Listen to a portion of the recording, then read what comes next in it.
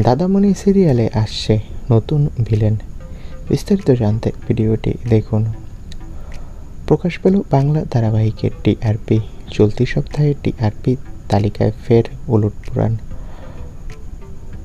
এই সপ্তাহে আর্য অপর্ণা জুটি ছক্কা হাঁকিয়েছে। তবে আগের সপ্তাহে সেরার মুকুট ছিনিয়ে নিয়েছিল পারুল রায়ান জুটি। ৬.৯ নম্বর পেয়ে বেঙ্গল টপার হয়েছিল পরিণীতা ধারাবাহিক।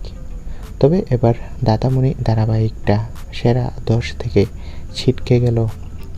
তবে এবার নাকি দাদামণি ধারাবাহিকে অভিনেত্রী মোনালিসা পাল খল চরিত্রে আসছে।